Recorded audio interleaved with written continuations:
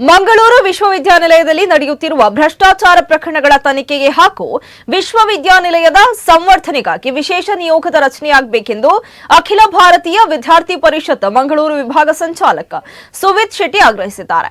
ಸುದ್ದಿಗೋಷ್ಠಿಯಲ್ಲಿ ಮಾತನಾಡಿದ ಅವರು, ಹಿಂದೆ ದೇಶದ ಪ್ರತಿಷ್ಠಿತ ವಿಶ್ವವಿದ್ಯಾಲಯಗಳ ಸಾಲಿನಲ್ಲಿ ಮಂಗಳೂರಿನ ವಿಶ್ವವಿದ್ಯಾನಿಲಯವು ಪ್ರಮುಖ ಸ್ಥಾನ ಹೊಂದಿತ್ತು. ಆದರೆ ಇಂದಿನ ವಿಶ್ವವಿದ್ಯಾನಿಲಯದ ಸ್ಥಿತಿ ಕಳವಳಕಾರಿಯಾಗಿದೆ. ಮಾನವಿಕ ಶಾಸ್ತ್ರಗಳಾದ ಸಮಾಜಶಾಸ್ತ್ರ, ತುಳು, ಕೊಂಕಣಿ, ಇತಿಹಾಸ ಮತ್ತು ಪುರಾತತ್ವದಂತಹ ಜನಪ್ರಿಯ ವಿಭಾಗಗಳನ್ನೇ ಮುಚ್ಚಲಾಗಿದೆ ಎಂದರು.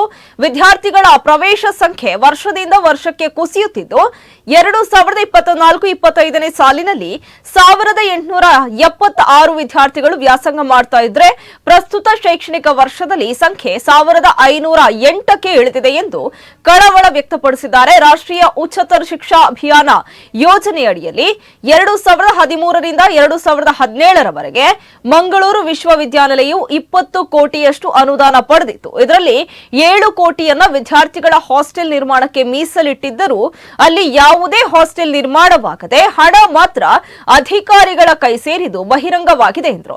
ಈ ಹಿನ್ನೆಲೆ ಪರಿಗಣಿಸಿ ವಿಶ್ವವಿದ್ಯಾನಿಲಯದಲ್ಲಿ ನಡೆದ ಎಲ್ಲಾ ಪ್ರಕರಣಗಳ ಕುರಿತು ಸಮಗ್ರ ತನಿಖೆ ನಡೆಸಲು ಸರ್ಕಾರ ತಕ್ಷಣ ವಿಶೇಷ ಸಮಿತಿ ನಿಯೋಗವನ್ನ ರಚನೆ ಮಾಡಬೇಕು ಎಂದು ಅವರು ಆಗ್ರಹಿಸಿದ್ದಾರೆ. ಇನ್ನು ಈ ಸಂದರ್ಭದಲ್ಲಿ ಮಂಗಳೂರು ವಿಶ್ವವಿದ್ಯಾಲಯದ ನಿಕಟಪೂರ್ವ ಸದಸ್ಯರಾದ ರವಿಚಂದ್ರ, ರಮೇಶ್ ಕೆ, ಸಂಘಟನೆಯ ಸದಸ್ಯರಾದ ಶ್ರೀ ಚಿತ್ರೈ, ಶ್ರೀಲಕ್ಷ್ಮಿ ಉಪಸ್ಥಿತರಿದ್ದರು. ಶೈಕ್ಷಣಿಕ ಸ್ಥಿತಿಗತಿಗಳು ಕೂಡ ತುಂಬಾ ಕುಂಠಿತವಾಯಿತು. ಅದರ ಜೊತೆಗೆ ಅಲ್ಲಿ ಭ್ರಷ್ಟಾಚಾರ ಅನ್ನುವಂಥದ್ದು ತಾಂಡವವಾಡಲಿಕ್ಕೆ ಆರಂಭವಾಯಿತು.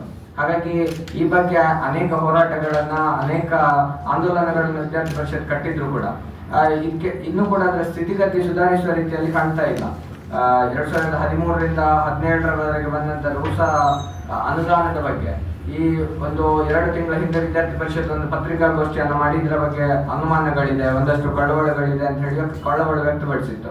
ಆದರೆ ಅದನ್ನೆಲ್ಲ ಅಲ್ಲಗೆ ಎಳೆಯುವಂತ ಕೆಲಸವನ್ನು ಅವತ್ತಿನ ಯೂನಿವರ್ಸಿಟಿಯ ಅಫಿಷಿಯಲ್ಸ್ ಮಾಡಿದ್ರು. ಏನಂತ ಹೇಳಿದ್ರೆ, ಉನ್ನತ ಶಿಕ್ಷಣ ಸಚಿವರಿಗೂ ಕೂಡ ಒಂದು ವರದಿಯನ್ನು ಕೊಡ್ತಾರೆ. ಅದನ್ನ ನಾವು ಇಂಟರ್ನ್ಯಾಷನಲ್ ಹಾಸ್ಟೆಲ್ಗೆ 7 ಕೋಟಿ ಹಣವನ್ನು, 20 ಕೋಟಿ ಹಣ ಸ್ಯಾಂಕ್ಷನ್ ಆಗಿತ್ತು.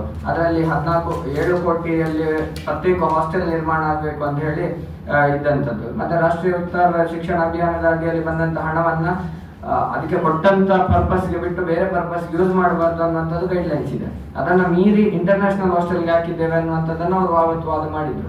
ಆದ್ರೆ ಇವತ್ತು ಆನಂತರ ಉನ್ನತ ಶಿಕ್ಷಣ ಸಮಿತಿಯಿಂದ ಒಂದು ತನಿಖಾ ತಂಡ ಬಂದು ಇಲ್ಲಿ ಪರಿಶೀಲನೆ ಮಾಡಿದಂತ ಸಂದರ್ಭದಲ್ಲಿ ಇಲ್ಲಿ ಯಾವುದೇ ರೀತಿಯಾದಂತಹ ಹಾಸ್ಟೆಲ್ ಕಟ್ಟಡಗಳು ಇಲ್ಲ ಅನ್ನೋದನ್ನ ಗಮನಿಸಿದಂತ ಉನ್ನತ ಶಿಕ್ಷಣ ತನಿಖಾ ತಂಡ ಮತ್ತೆ ಇಲ್ಲಿನ ಅಧಿಕಾರಿಗಳು ಯಾರಿದ್ದಾರೆ ಅವರಿಗೆ ಸಮನ್ಸ್ ನೀಡುವಂತ ಕೆಲಸ ಮಾಡ್ತು. ಕೊನೆಯದಾಗಿ ಮೊನ್ನೆ ಇರುವಂತಹ ವರದಿಯ ಪ್ರಕಾರ ಇಲ್ಲಿನ ಯೂನಿವರ್ಸಿಟಿ ಅಫಿಷಿಯಲ್ಸ್ ಅದನ್ನು ಒಪ್ಕೊಂಡಿದ್ದಾರೆ. ಹೌದು, 7 ಕೋಟಿ ಹಗರಣಗಳು ನಡೆದಿದೆ ಅಂತ ಹೇಳಿ. ಅದರ ಜೊತೆಗೆ ಅಕ್ಟೋಬರ್ನಲ್ಲಿ ಒಂದು ಮಾಧ್ಯಮ ನ್ಯಾಷನಲ್ ಮೀಡಿಯಾ ಒಂದು ರಿಪೋರ್ಟ್ ಮಾಡಿರುವಂತದ್ದು, ಮಂಗಳೂರು ಯೂನಿವರ್ಸಿಟಿ ಆಡಿಟ್ ರಿಪೋರ್ಟ್ ನಲ್ಲಿ 100 ಕೋಟಿ ಹಗರಣ ಆಗಿದೆ ಅಂತ ಹೇಳಿ, 100 ಕೋಟಿ ಇಂಬ್ಯಾಲೆನ್ಸ್ ಬರ್ತಾ ಇದೆ ಅನ್ನುವಂಥದ್ದು.